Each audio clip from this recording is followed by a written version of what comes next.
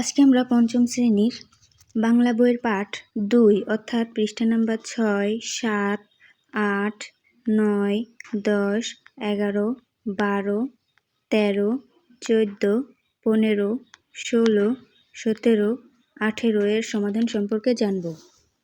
এটা হচ্ছে মূলত একটি গল্প তিতুমিরের।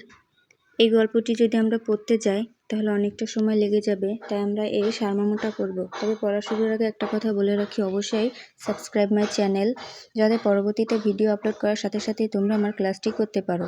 তো চলো এর সারমর্মটা আমরা জেনে নিই। ১৭৮২ সালে জন্মানো সৈয়দ মীর নিসার আলী বা তিতুমির ছিলেন একজন বীর ব্রিটিশ বিরোধী আন্দোলনকারী। শৈশবে তেতো ওষুধ সানন্দে খেতেন বলে তার নাম হয় তিতুমির। লাইনটি মনে রাখবে। তিনি পড়াশোনায় পাশাপাশি লাঠি খেলা ও যুদ্ধবিদ্যায় পারদর্শী হয়ে ওঠেন।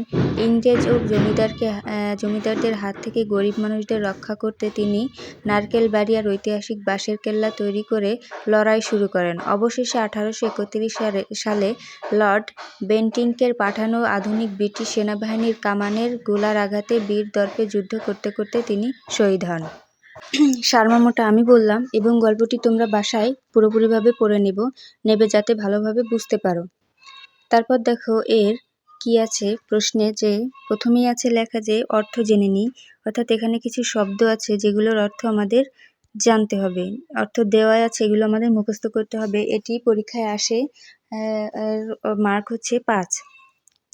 যেমন আগে বড় বা আগে বাড়ো অর্থাৎ সামনে এগিয়ে যাও, চাপকে অর্থ চাবুক মেরে, দুর্গ অর্থ শক্তিশালী ও সুরক্ষিত সামরিক স্থাপনা, প্রশিক্ষণ অর্থ হাতে কলমে শিক্ষা, বাঁশের কেল্লা অর্থ বাঁশে দিয়ে তৈরি দুর্গ, বান অর্থ বন্যা, লড়াই অর্থ যুদ্ধ, শায়েস্তা অর্থ দমন শাস্তি সাজা, সেনাবহর অর্থ সেনাদল।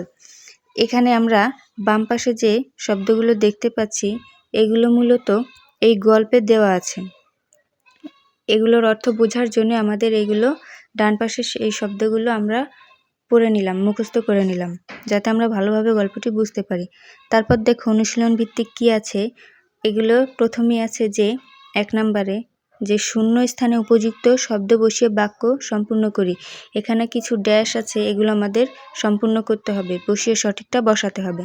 তো চলো আমি তোমাদেরকে লিখে দিচ্ছি। কতে আছে যে শিশুটির কঠিন অসুখ হলো, এখানে অসুখ হচ্ছে উত্তরটা হবে। তিতুমিরের অন্যায়ের বিরুদ্ধে কথা বলতেন, তিতুমির অন্যায়ের বিরুদ্ধে কথা বলতেন। তিতুমির বাঁশের কেল্লা তরুণদের প্রশিক্ষণ দিতে লাগলেন। দেশের মানুষের জন্য কিছু করা দরকার। লর্ড বেন্টিংকো বিশাল সেনাবাহিনীর পাঠালেন। এই যে আমি যে মার্ক করে দিয়েছি এটাই হচ্ছে উত্তর। তারপর দ্বিতীয় নম্বরে কি এখানে আছে যে বিপরীত শব্দ লিখি বাক্য তৈরি করি, অর্থাৎ ছোট বড় এরকম দিয়ে আমাদের এর প্রথমটা দেখো দেওয়া আছে যে বাক্য তৈরি করা হয়েছে। তো চলো আমরা এটাও লিখে দিই। এখানে তোমাদের বোঝার সাপেক্ষে আমি ধারাবাহিকভাবে প্রথমে বিপরীত শব্দটা লিখে তারপর হচ্ছে বাক্য তৈরি করে দিয়েছি। এখানে ১ নম্বরে দেখো দেওয়া আছে ছোট, এর বিপরীত শব্দ কি বড়, এবং এর বাক্য আমরা করতে পারি যে আমাদের গ্রামে বড় একটি বটগাছ আছে। তারপর দ্বিতীয় নম্বর আমরা তেতো, এর বিপরীত শব্দ মিষ্টি, আমটি খেতে খুব মিষ্টি। তারপর বিরুদ্ধে পক্ষে, এর বিপরীত শব্দ কি পক্ষে। তারপর হচ্ছে এর বাক্য আমরা এরকম বলতে পারি সবসময় সত্যের পক্ষে কথা বলা উচিত। দমনের বিপরীত শব্দ হচ্ছে প্রকাশ, নিজের রাগ দমন করা একটি ভালো গুণ। তারপর কি তরুণের বিপরীত শব্দ বৃদ্ধ দিয়ে আমরা বাক্য গঠন করতে পারি যে বৃদ্ধ লোকটিকে রাস্তা পার হতে সাহায্য করো। তারপর গতে আরেকটি আছে যে স্বাধীন, এর বিপরীত শব্দ পরাধীন দিয়ে আমরা বাক্য তৈরি করেছি যে পরাধীন জীবন খুবই কষ্টকর। বন্দি এর বিপরীত শব্দ মুক্ত, এর বাক্য আমরা দিতে পারি খাঁচার পাখিটিকে আকাশে মুক্ত করে দেওয়া হলো। এটাই হচ্ছে সমাধান। তারপর দেখো ৩ নম্বর প্রশ্নে কি আছে যে প্রশ্নের উত্তর লিখি। এখানে কিছু প্রশ্ন আছে, এগুলোর উত্তর আমরা লিখব। তোমরা যারা জানো আমার ক্লাসটি করো সবাই জানো যে আমি খুবই সংক্ষেপে এবং সহজভাবে তোমাদের উত্তর করে দিই। চলো এই প্রশ্নগুলো আমি লিখে দিচ্ছি। এখানে দেখো ধারাবাহিকভাবে আমি তোমাদের প্রশ্নের উত্তরগুলো করে দিয়েছি। এই প্রশ্নগুলোর উত্তর তোমরা খাতায় লিখে নিবে অথবা আমার ভিডিও দেখে দেখে মুখস্থ করে ফেলবে। তো চলো প্রশ্নগুলো আমরা পড়ি এবং লিখি, মুখস্থ করে ফেলি। যেমন কতে আছে যে তিতুমিরের জন্ম কত সালে? প্রথমে আমরা পড়েছিলাম যে তিতুমিরের জন্ম 1882 সালে। খতে আছে যে তিতুমির কী কী করতেন?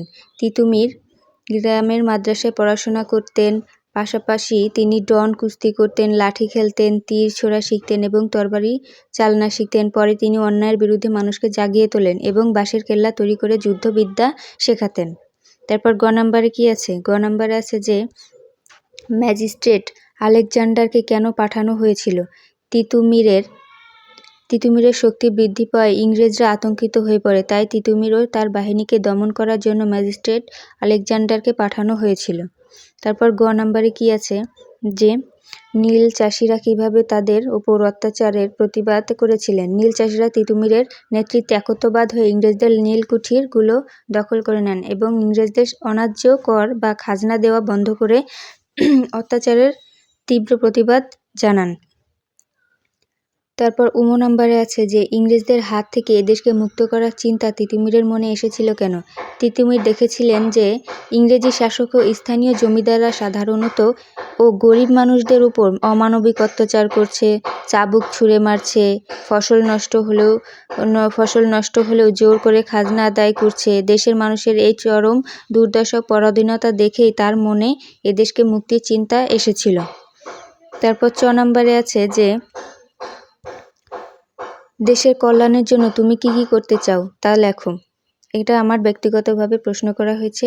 আমি যেমন এখানে লিখতে পারি, আমি ভালোভাবে পড়াশোনা করে একজন সুনাগরিক হব, তারপর গাছ লাগিয়ে পরিবেশ রক্ষা করব, চারপাশ পরিষ্কার রাখব, গরিবদের সহায়তা করব, তারপর সবসময় নিয়মকানুন মেনে চলব। এটাই হচ্ছে প্রশ্নের উত্তর। এই প্রশ্নগুলো খুবই ইম্পর্টেন্ট, তোমরা মুখস্থ করবে অবশ্যই এবং পরীক্ষায় এই গল্পটির অনেক কিছু আসার মতো। তারপর দেখো 4 নম্বরে কি আছে? 4 নম্বরে আছে যে নিচের বাক্যগুলোতে বিরাম চিহ্ন বসায়। এখানে কিছু বাক্য আছে, এগুলো আমাদের বিরাম চিহ্ন বসাতে হবে। তো চলো উত্তর করে দিচ্ছি।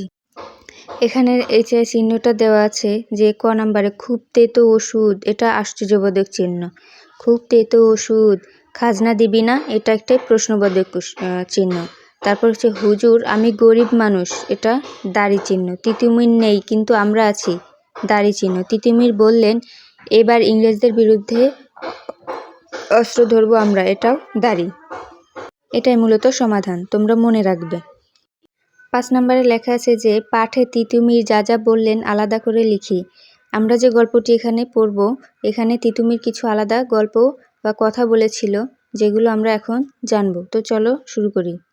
তিতুমিরের বলা কথাগুলো হচ্ছে এরকম, এগুলো যে দেশের মানুষের জন্য কিছু করা দরকার, তারপর আমাদের লড়াই করতে হবে, আমরা খাজনা দেব না, সব জমি আমাদের, দেশ থেকে ইংরেজদের তাড়াবো আমরা। তারপর বলেছিলেন যে এবার ইংরেজদের বিরুদ্ধে অস্ত্র ধরবো আমরা, চাষিদের নীল চাষে বাধ্য করা যাবে না, লড়ে যাও, দেশের জন্য লড়ে যাও, একদিন এ দেশ ঠিক স্বাধীন হবে। এটাই মূলত সে বলেছিল, মুখস্থ রাখবে এটি। 6 নম্বরে বলা আছে যে ইংরেজদের বলা শব্দগুলো সঠিকভাবে জানি। এটা মূলত উত্তর করে দেওয়া আছে, যেমন তারা দেশকে বলতো দেশ, অসুবিধাকে বলতো অসুবিধা, ধনীকে বলতো ধনী, করিতেছে, দাঁড়িয়ে, এগুলোই বলতো। এগুলো হচ্ছে সঠিক, আর এগুলো তারা ইংরেজরা বলতো। তারপর দেখো 7 কি আছে, নিচের দাগ দেওয়া শব্দগুলো কোনটি কোন পদ তাই লিখি। এখানে দেখো কিছু শব্দ দেওয়া আছে, নিচে দাগও দেওয়া আছে, এগুলো কোনটি কোন পদ তা আমরা এখন জানব। প্রথমে দেওয়া আছে যে শুক্রবার, অর্থাৎ এটি বিশেষ্য, অর্থাৎ নামপদ। তারপর হচ্ছে ও, এটা অব্যয়, এটা হচ্ছে সংযোগকারী স্থাপন, এপার ওর পারের মাঝখানে যে ওটা হয় এটা হচ্ছে সংযোগকারী পদ, যেমন ও। তারা, এটা হচ্ছে সর্বনাম, নামের পরিবর্তে যা বসে তাই হচ্ছে সর্বনাম। মেধাবী, এটি হচ্ছে গুণবাচক, এটি কি গুণবাচক নামদের কি বলে? বিশেষণ বলে। খেলা করে, এটি হচ্ছে ক্রিয়া বা কাজ করে, এটি হচ্ছে ক্রিয়াপদ। এই হচ্ছে সমাধান। তোমরা যদি চাও আমি পদ সম্পর্কে কোনো ক্লাস করব, তাহলে অবশ্যই কমেন্ট বক্সে জানাবে। তারপর দেখো 8 নম্বরে কি লেখা আছে, নিচের বাক্যগুলোতে হাত শব্দটি কোনটি কোন অর্থে ব্যবহার করা হয়েছে তা লিখি। হাত, এটা আমরা সমাধান করি চলো। বাবার এখন হাত খালি, টাকা পয়সা হীন, অর্থাৎ অভাবের অর্থে, এটা অভাবের অর্থে। সে তোমাকে এক হাত দেখে নেবে, অর্থাৎ শাস্তি দেওয়ার কথা বলা হয়েছে বা ক্ষমতা দেখানোর অর্থে। মিনার হাত ভেঙে গেছে শরীরের অঙ্গের অর্থে। হাত চালাও, দেরি করো না, এটা হচ্ছে তাড়াতাড়ির কাজ করার অর্থে। তারপর তার হাত টানের অভ্যাস আছে বা চুরির হাত আছে বা চুরির, এটা হচ্ছে চুরির অর্থে। এই হচ্ছে সমাধান। আশা করছি তোমাদের ক্লাসটি ভালো লেগেছে। ভালো লাগলে অবশ্যই লাইক, কমেন্ট, শেয়ার করবে এবং সাবস্ক্রাইব করতে ভুলো না। এর পরবর্তী পার্ট আমরা আবার পরবর্তী ক্লাসে আলোচনা করব। ধন্যবাদ।